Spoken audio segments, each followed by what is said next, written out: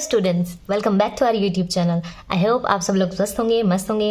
एक बार फिर हाजिर हूँ मैं आप सबके लिए एक और नए एक्सप्लेनेशन वीडियो के साथ। मेरा नाम है शिवानी और आज हम पढ़ने वाले हैं क्लास 9 की बी हाई बुक का चैप्टर 6 जिसका नाम है माई चाइल्डहुड। वीडियो शुरू करने से पहले अगर आपने अभी तक मेरे चैनल को सब्सक्राइब नहीं किया है तो ज़रूर से कर लें, और अगर आपको मेरे वीडियोज़ या मेरा एक्सप्लेनेशन पसंद आता है या उनसे थोड़ी भी हेल्प मिलती है तो लाइक और सब्सक्राइब करना ना भूलें। इससे मुझे बहुत मोटिवेशन मिलता है और अगली वीडियोस बनाने में हेल्प होती है। Thank you so much for listening. तो चलो शुरू करते हैं आज का चैप्टर। ये जो चैप्टर है ये बेसिकली एपीजे अब्दुल कलाम जी की जो ऑटोबायोग्राफी उन्होंने लिखी थी उस बुक के जिस हिस्से में उन्होंने अपने बचपन को बताया था वो बचपन वाला पार्ट लेकर इस चैप्टर में दिया गया है। एपीजे अब्दुल कलाम को तो हम सब जानते हैं। तो एपीजे अब्दुल कलाम जी एक ऐसे महान इंसान या ऐसी शख्सियत हैं जिन्होंने प्रोजेक्ट्स से इंडिया को 21st सेंचुरी तक भी बहुत गाइड और हेल्प किया है। किन सेक्टर्स में? Space, defence and nuclear technology में। आपने मिसाइल्स का नाम तो सुना ही होगा, अग्नि मिसाइल, ये एपीजे अब्दुल कलाम जी की ही देन है। और इन सब प्रोजेक्ट्स के बाद एपीजे अब्दुल कलाम जी 11th प्रेसिडेंट बने थे हमारे भारत देश के। कब बने थे? 2002 में। I was born into a middle class Tamil family in the island town of Rameswaram in the east while Madras state. यहाँ कलाम जी हमें बताते हैं कि वो एक मिडिल क्लास तमिल फैमिली में बॉर्न हुए थे जो कि मद्रास स्टेट के रामेश्वरम आइसलैंड के एक टाउन में रहते थे। माई फादर, मेरे पिता जैनुलब्दीन, ये नाम आप याद रखना, उनके पिता का नाम था Jainulabdeen, had neither much formal education nor much wealth. Despite these disadvantages, he possessed great innate wisdom and a true generosity of spirit. मेरे पिताजी के पास ना तो कोई खासा एजुकेशन थी, जो फॉर्मल एजुकेशन होती वो नहीं थी, ना ही उनके पास वेल्थ थी यानी धन दौलत भी ज़्यादा नहीं थी। इन डिसएडवांटेजेस के बावजूद उनके पास इनेट विजडम थी। इनेट विजडम यानी जन्मजात ज्ञान या बुद्धि। And true generosity, true generosity मतलब उदारता, दयावानता। Okay. He had an ideal helpmate in my mother Ashiamma. की मम्मी का नाम क्या है? आशी अम्मा। और उनकी माँ उनके पिताजी के लिए एक आइडियल हेल्पमेट यानी सहायक की तरह थी। I do not recall the exact number of people she fed every day but I am quite certain that far more outsiders ate with us than all the members of our own family put together. कि मुझे exactly तो number याद नहीं है। I do not recall, recall यानी याद करना। मुझे एग्जैक्ट नंबर तो याद नहीं है कि वो कितने लोगों को दिन भर में हमारे यहाँ खाना खिला देती थी, मगर मैं इतना ज़रूर कह सकता हूँ, क्वाइट सर्टन यानी कि मैं इतना ज़रूर कह सकता हूँ कि अगर हमारी पूरी फैमिली के सारे लोगों को भी मिला ले तो भी उनसे कहीं ज़्यादा बाहरी लोगों को मेरी मदर ने खाना खिलाया है या वो खिलाती थी। I was one of many children, a short boy with rather undistinguished looks, born to tall and handsome parents. मैं उनके कई बच्चों में से एक था, एक छोटा लड़का जो कि आम से लुक्स के साथ था, यानी कोई खास बात नहीं थी। अनडिस्टिंग्विश्ड का मतलब कोई ऐसी खास या स्पेशल बात ना होना, जिसके लंबे और सुंदर माता पिता थे। ओके, सो बेसिकली क्या कह रहे हैं कि मैं एक नॉर्मल बच्चा था जिसके की पेरेंट्स बहुत ही हैंडसम और टॉल थे। We lived in our ancestral house which was built in the middle of the 19th century. हम एक पुश्तैनी घर में रहते थे। एंसेस्ट्रल हाउस यानी कि पुश्तैनी घर में रहते थे जो कि 19th सेंचुरी यानी 19वीं सदी के मध्य में 19वीं सदी के मध्य में बना हुआ था। It was a large pucca house made of limestone and brick on the mosque street in Rameswaram. वो जो घर था वो एक पक्का घर था, ठीक है, पक्का हाउस कच्चा हो जाता है ना, और वो लाइमस्टोन यानी चूने से और ईंटों से बना हुआ था, ठीक है, पुराने टाइम पर जैसे घर होते थे वैसा बना हुआ था। On the mosque street, mosque का मतलब क्या होता है? मस्जिद, और मॉस्क्यू स्ट्रीट यानी कि मस्जिद वाले मोहल्ले में या मस्जिद की गली में बना हुआ था रामेश्वरम में, ठीक है। यानी उनका जो घर था वो एक पक्का घर था और ईंट पत्थर से बना हुआ था और मस्जिद वाली गली में था। My austere father use to avoid all inessential comforts and luxuries. Austere father मतलब सिंपल यानी कि सादी प्रवृत्ति वाले, सादा जीवन उच्च विचार। उनके पिताजी ऐसे थे तो वो क्या करते थे, सारे इनएसेंशियल मतलब ऐसी चीज़ें या ऐसे कंफर्ट जिनकी ज़्यादा ज़रूरत ना हो, ज़रूरत के परे जो चीज़ें होती है उन सारे कंफर्ट्स और लग्जरी से हमेशा दूर रहते थे, यानी बहुत ही सिंपल इंसान थे उनके पिताजी। However all necessities were provided for in terms of food, medicine and clothes. हमारी सारी नेसेसिटीज़ यानी जो ज़रूरतें होती हैं, ठीक है, वो हमें काफ़ी अच्छे से हमारी पूरी की जाती थी, जैसे कि खाना, कपड़े और दवाइयाँ। इन चीज़ों में कभी कोई कमी नहीं रही। In fact, I would say mine was very secure childhood, both materially and emotionally. मेरा जो बचपन है वो काफ़ी सिक्योर था, जैसे मटेरियली भी और इमोशनली भी, क्योंकि मुझे कभी किसी चीज़ की वस्तुजनक यानी भौतिक तरीके से और इमोशनल तरीके से कभी कमी नहीं हुई। The Second World War broke out in 1939 when I was 8 years old. जो सेकेंड वर्ल्ड वॉर यानी कि द्वितीय विश्व युद्ध था वो 1939 में शुरू हो गया था और उस समय मैं 8 साल का था। For reasons I have never been able to understand a sudden demand for tamarind seeds erupted in the market. इन्हीं कारणों की वजह से मुझे कभी समझ नहीं आया कि अचानक से मार्केट में टर्माइन इमली के बीजों की सडन डिमांड कैसे बढ़ गई। I used to collect the seeds and sell them to a provision shop on Moscow Street. मैं उन बीजों को कलेक्ट करता था, इमली के बीजों को, और मस्जिद की गली के एक प्रोविजन शॉप यानी कि किराना दुकान पर जाकर उन्हें बेच देता था। A day's collection would fetch me the princely sum of 1 आना। एक दिन के मेरे बीजों के कलेक्शन से मुझे एक अच्छा अमाउंट, प्रिंसली यानी कि एक अच्छा अमाउंट, जो कि क्या था, 1 आना, 1 आना उन्हें एक दिन के कलेक्शन से मिल जाता था। My brother in law Jalaluddin would tell me stories about the world war which I would later attempt to trace in the headlines in Deen money.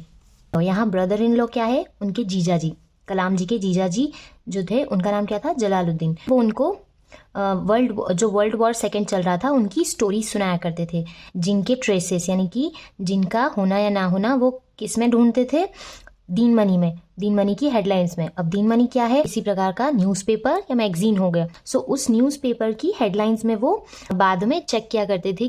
Our area being isolated was completely unaffected by the war. उनका जो area था जहाँ कलाम जी रहते थे, वो area जो था वो बहुत आइसोलेटेड था, यानी कि जो मेन एरिया होता है किसी भी राज्य का, वहाँ से थोड़ा अलग थलग था, और इसीलिए वो वॉर के इफेक्ट से बचा हुआ था। But soon India was forced to join the allied force and something like a state of emergency was declared. लेकिन जल्द ही भारत को अपने अलाइड फोर्स यानी कि जो मित्र सेना होती है उनकी सेना को ज्वाइन करना पड़ा, और उसी की वजह से कुछ आपातकालीन हमारे स्टेट में लागू हो गया। इमरजेंसी यानी आपातकालीन स्थिति लागू कर दी गई उनके स्टेट में। The first casualty came in the form of the suspension of the train halt at Rameswaram station. जो आपातकालीन का सबसे पहला असर था वो कहाँ पड़ा, जो रामेश्वरम से ट्रेन गुजरती थी उस पर पड़ा, क्योंकि वहाँ अब वो ट्रेन रुक नहीं रही थी, वहाँ उसका रुकना बंद कर दिया गया था आपातकालीन की वजह से। The newspaper now had to be bundled and thrown out of the moving train on the Rameswaram road between Rameswaram and Dhanushkodi. तो इसका असर क्या हुआ कि जो न्यूज़पेपर के बंडल होते थे वो अब चलती ट्रेन से फेंके जाने लगे। धनुषकोडी और रामेश्वरम के रोड के बीच में उसे उन पेपर्स के बंडल्स को फेंका जाने लगा। That forced my cousin Samsuddin, who distributed newspaper in Rameshwaram, to look for a helping hand to catch the bundles, and as if naturally I filled the slot. और इसी वजह से उनके जो भाई थे शमसुद्दीन, जो कि पेपर बांटते थे रामेश्वरम में, उन्हें न्यूज़पेपर कैच करने में मदद के लिए किसी न किसी को हायर करने की ज़रूरत पड़ी, और इस ज़रूरत को एपीजे अब्दुल कलाम जी ने फिल कर दिया। Samsuddin helped me earn my first wages. Half a century later, I can still feel the surge of pride in earning my own money for the first time. Samsuddin जो उनके भाई थे cousin, उन्हें उनकी पहली कमाई करने में मदद करी, और आज हाफ सेंचुरी बाद यानी कि 50 साल बाद भी जब वो इस बात को याद करते हैं तो उन्हें अपने आप पर एक गर्व महसूस होता है कि उन्होंने अपनी पहली कमाई हासिल की थी। Every child is born with some inherited characteristics into a specific socio-economic and emotional environment and trained in a certain ways by figures of authority. कि हर बच्चा एक अलग इनहेरिट गुण के साथ पैदा होता है, ठीक है, अपने अलग गुणों के साथ और कैरेक्टरिस्टिक्स के साथ पैदा होता है। यहाँ इनहेरिट का मतलब क्या होता है, जन्मजात या फिर अपनी जो पैतृक गुण, दादा दादी मम्मी पापा, उनके जो गुण होते हैं उन्हें लेकर पैदा होता है। और एक बच्चे पर अपने घर के माहौल का भी खासा असर पड़ता है, और उसके घर के जो बड़े अथॉरिटीज़ होते हैं, मम्मी पापा दादा दादी, वो उन्हें एक सर्टेन वे में ट्रेन करते हैं, यानी उन्हें देखकर ही बच्चा सीखता है। आई inherited honesty and self discipline from my father. From my mother, I inherited faith in goodness and deep kindness, and so did my brothers and sisters. मैंने अपने पिता से कौन से गुण लिए हैं? ऑनेस्टी का यानी ईमानदारी का, और सेल्फ डिसिप्लिन का। ठीक है, अनुशासन और ईमानदारी, ये 2 गुण उन्होंने अपने पिता से हासिल किए। उनकी मदर से उन्होंने क्या हासिल किया था, क्या ग्रहण किया था? वो था faith in goodness and deep kindness, यानी कि दया और अच्छाई में भरोसा करना। ये गुण उन्होंने अपनी मदर से इनहेरिट किया था, ये उन्हें विरासत में मिला था, और उनके बाकी 3 भाई बहनों को भी। I had 3 close friends in my childhood, Ramanand Shastri, Aravindan and Shiv Prakashan. वो बताते हैं कि उनके 3 दोस्त हुआ करते थे उनके बचपन में, जिनका नाम था रामानंद शास्त्री, अरविंदन एंड शिव प्रकाशन। All this boys were from Orthodox Hindu ब्राह्मण फैमिलीज। मेरे तीनों दोस्त थे वो ऑर्थोडॉक्स हिंदू ब्राह्मण फैमिली से आते थे। ऑर्थोडॉक्स का मतलब क्या होता है? रूढ़िवादी, यानी ऐसी फैमिली जो कट्टर तरीके से हिंदुइज्म में बिलीव करती है, ऐसी फैमिलीज से आते थे उनके तीनों दोस्त। As children none of us ever felt any difference amongst ourselves because of our religious differences and upbringing. हम बच्चों में आपस में कभी भी रिलीजियस डिफरेंसेस को लेकर या हमारी अपब्रिंगिंग यानी कि परवरिश को लेकर कभी कोई अंतर महसूस नहीं हुआ, या हमने कभी कोई अंतर महसूस नहीं किया। In fact Ramanand Shastri was the son of Pakshi Lakshmana Shastri, the high priest of the Rameswaram temple. यहाँ तक कि रामानंद शास्त्री थे उनके दोस्त, वो तो वहाँ के जो हाई प्रिस्ट यानी कि उच्च कोटि के जो पंडित थे उनका बेटा था, फिर भी कोई डिफरेंस उन्हें आपस में महसूस नहीं हुआ। Later he took over the priesthood of the Rameswaram temple from his father. आगे जाकर उन्होंने अपने पिता की काम की बागडोर को अपने हाथ में संभाल लिया और रामेश्वरम टेम्पल के पंडित बन गए।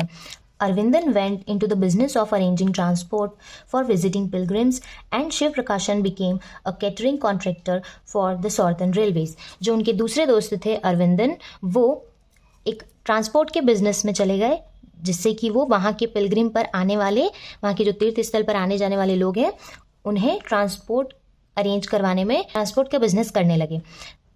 और जो शिव प्रकाशन थे वो वहाँ के जो सॉर्थर्न रेलवेज हैं उनके कैटरिंग के कॉन्ट्रैक्ट को लेने लगे और कैटरिंग के कॉन्ट्रैक्टर बन गए।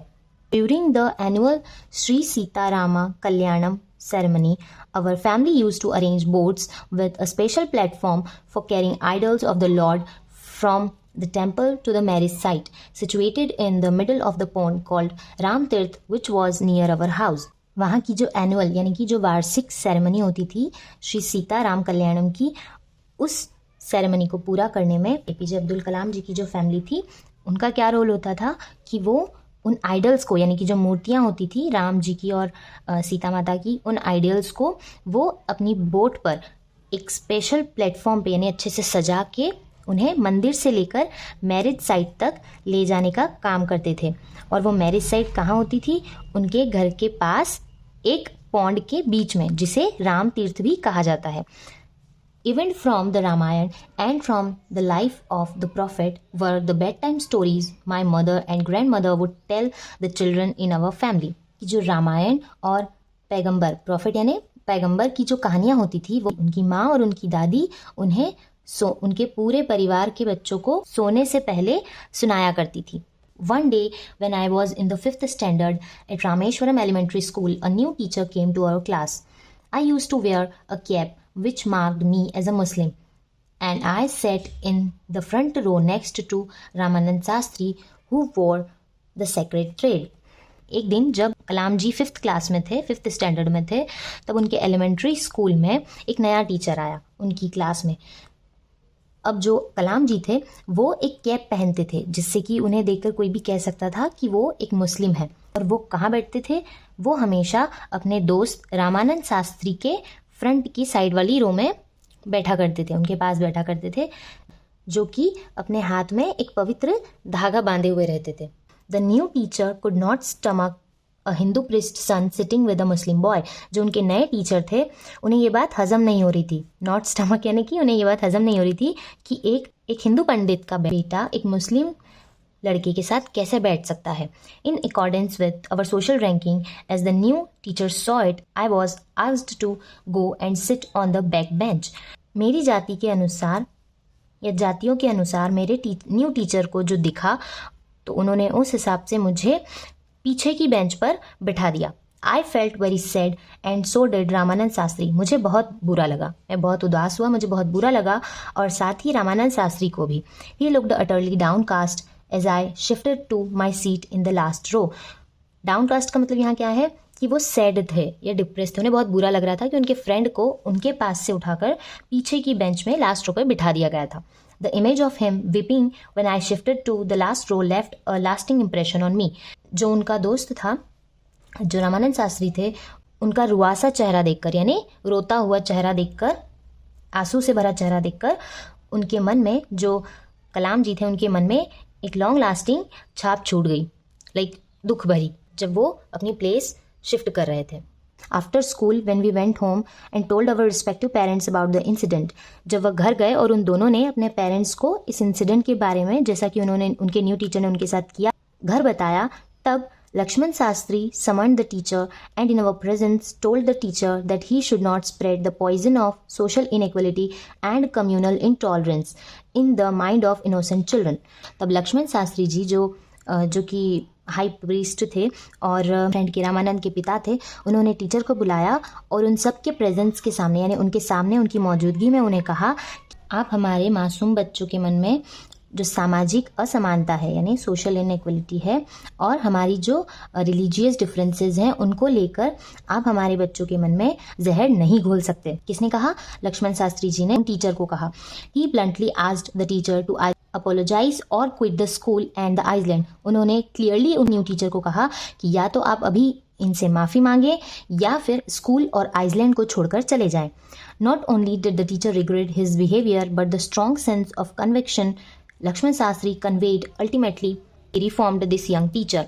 इससे न केवल उन टीचर को अपने व्यवहार पर रिग्रेट हुआ यानी कि उन्हें बुरा लगा अपने व्यवहार का, बल्कि साथ ही जो लक्ष्मण जी का स्ट्रॉन्ग सेंस था एकता को लेकर, उसे देखकर उन यंग टीचर को अपनी राय जातिवाद को लेकर और असमानता को लेकर बदलनी पड़ी। On the whole, the small society of Rameshwaram was very rigid in terms of the segregation of different social groups।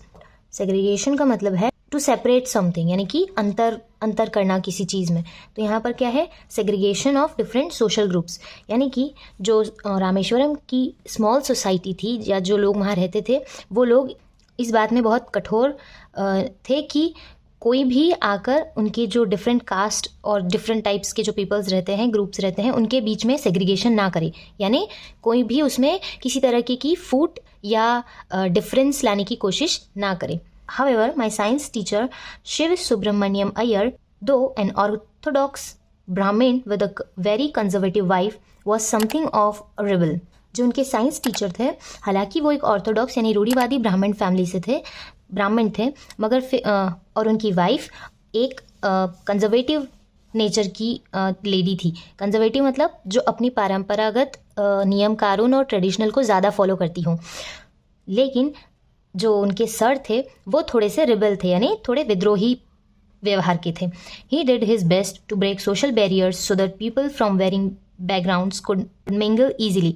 उन्होंने अपना पूरा प्रयास किया था कि वो सोशल बैरियर्स यानी कि जाति पाति और अंतरवाद लाने के जो बैरियर्स हैं उनको कम कर पाए, उनको तोड़ पाए, ताकि जो अलग अलग बैकग्राउंड्स के वेरिंग बैकग्राउंड्स यानी कि अलग अलग बैकग्राउंड्स के जो पीपल्स लोग होते हैं, अलग अलग जाति के समुदाय के, वो एक साथ आसानी से मिंगल कर सके। मिंगल यानी मिलजुल कर रह सके। He used to spend hours with me and would say, Kalam, I want you to develop so that you are on par with the highly educated people of the big cities। कलाम जी बताते हैं कि उनके जो सर थे वो उनके साथ कई घंटों तक समय बिताते थे और उन्हें कहते थे कि कलाम, मैं चाहता हूँ कि तुम इतना ग्रोथ करो, इतना विकास करो कि तुम इन हाईली एजुकेटेड लोगों के साथ बड़ी बड़ी सिटीज़ में इनके बराबर बैठो। One day he invited me to his home for a meal। His wife was horrified at the idea of a Muslim boy being invited to dine in her ritually pure kitchen। एक दिन उनके teacher ने कलाम जी को, अब्दुल कलाम जी को अपने घर खाने पर बुलाया। ये विचार सुनते ही, इस आइडिया को जानते ही उनकी सर की जो वाइफ थी वो भयभीत हो गई। हॉरिफाइड यानी थोड़ी डर गई कि एक मुस्लिम लड़का कैसे मेरे प्योर किचन यानी कि जो मेरा पवित्र किचन है उसमें कैसे एक मुसलमान लड़के को खाने पर बुला सकते हैं। She refused to serve me in her kitchen, और उन्होंने कलाम जी को अपने किचन में खाना परोस कर खिलाने से मना कर दिया। Shiv Subramaniam Iyer was not perturbed nor did he get angry with his wife but instead served me with his own hands. Shiv Subramaniam जो उनके सर थे वो इस बात से बिल्कुल परेशान नहीं हुए। यहाँ पर्टर्ब्ड का मतलब क्या है? बिल्कुल भी चिंतित या परेशान ना होना। ना ही वो चिंतित हुए और ना ही अपनी वाइफ पर गुस्सा हुए। इसके बजाय उन्होंने मुझे अपने हाथों से खाना परोसा and set down beside me to eat his meal, और मेरे पास बैठकर अपना खाना खाने लगे। His wife watched us from behind the kitchen door. उनकी वाइफ उन्हें किचन के दरवाजे के पीछे खड़ी होकर देख रही थी। I wondered whether she had observed any difference in the way I eat rice, drink water और cleaned the floor after the meal. I wondered, यहाँ वंडर्ड का मतलब क्या है कि मैं जानना चाहता था। ओके, आई वंडर्ड कि क्या उन्हें मेरे चावल खाने में या चावल खाने के तरीके में, पानी पीने के तरीके में या खाने के बाद अपनी फ्लोर को क्लीन करने के तरीके में कोई अंतर मालूम पड़ा। When I was leaving his house, Shiv Subramaniam Iyer invited me to join him for dinner again the next weekend. जब मैं वहाँ से जाने के लिए निकला तब शिव सुब्रमण्यम अय्यर जी ने मुझे यानी उनके सर ने उन्हें फिर से अगले हफ्ते डिनर पर बुलाने का निमंत्रण दिया। Observing my hesitation, he told me not to get upset. उन्होंने मेरी हिचकिचाहट को, हेजिटेशन मतलब हिचकिचाहट को देखते हुए ये कहा कि तुम चिंता ना करो, तुम दुखी ना हो। अपसेट यानी दुखी ना हो। और क्या कहा? Once you decide to change the system such problems have to be confronted. जब तुम एक बार किसी सिस्टम को बदलने की कोशिश करते हो तो तुम्हें ऐसी छोटी छोटी प्रॉब्लम्स का सामना करना पड़ता है। कन्फ्रंटेड यानी सामना करना पड़ता है। When I visited his house the next week, Shiva Subramania Iyer's wife took me inside a kitchen and served me with food with her own hands. Next time जब वो शिव सुब्रमण्यम अय्यर के घर खाना खाने गए, जैसा कि उन्हें इनवाइट किया गया था, तब इस बार उनकी वाइफ ने, उनके सर की वाइफ उन्हें किचन के अंदर ले गई और उन्हें अपने हाथों से खाना परोसा। And the second world war was over and India's freedom was imminent. तब तक जो द्वितीय विश्व युद्ध था वो खत्म हो चुका था और इंडिया यानी भारत अपनी आज़ादी के करीब था। इमिनेंट यानी करीब होना। Indians will build their own India declared Gandhi ji. Gandhi ji ने उस समय डिक्लेयर किया था कि भारतीय स्वयं अपना भारत बनाएंगे। The whole country was filled with an unprecedented optimism. I asked my father for permission to leave Rameshwaram and study at the district headquarters in Ramanathapuram. इस डिक्लेरेशन के बाद जो गांधी जी ने किया था, पूरा देश एक आशावाद से भर गया था। मैंने अपने पिताजी से परमिशन मांगी रामेश्वरम छोड़कर डिस्ट्रिक्ट हेडक्वार्टर्स रामानाथपुरम, जो वहाँ का डिस्ट्रिक्ट था रामानाथपुरम, वहाँ जाकर आगे की पढ़ाई करने के लिए। He told me as if thinking aloud, Abul I know you have to go away to grow. Does the seagull not fly across the sun alone and without a nest. उन्होंने मुझसे कहा मानो वह इतनी जोर से सोच रहे हो, थिंक अलाउड, कि अबुल मैं जानता हूँ कि तुम्हें आगे बढ़ने के लिए यानी टू ग्रो, आगे बढ़ने के लिए दूर जाना होगा। क्या सीगल अकेले और बिना घोंसले के सूरज के पार नहीं उड़ता? उन्होंने कहा। He quoted Khalil Gibran to my hesitant mother, your children are not your children, they are the son and daughters of life's longing for itself, they come through you but not from you. उन्होंने मेरी झिझकती हुई माँ को खलील गिब्रन के उदाहरण के साथ कहा कि तुम्हारे बच्चे केवल तुम्हारे नहीं हैं, वे जीवन की लालसा के बेटे बेटियां हैं। वे आपके द्वारा आते ज़रूर हैं मगर आपसे नहीं। You may give them your love but not your thoughts. तुम उन्हें अपना प्यार दे सकती हो लेकिन अपने विचार या अपनी विचारधारा नहीं। For they have their own thoughts. क्यों? क्योंकि उनकी अपनी स्वयं के विचार और अपनी विचारधाराएं हैं।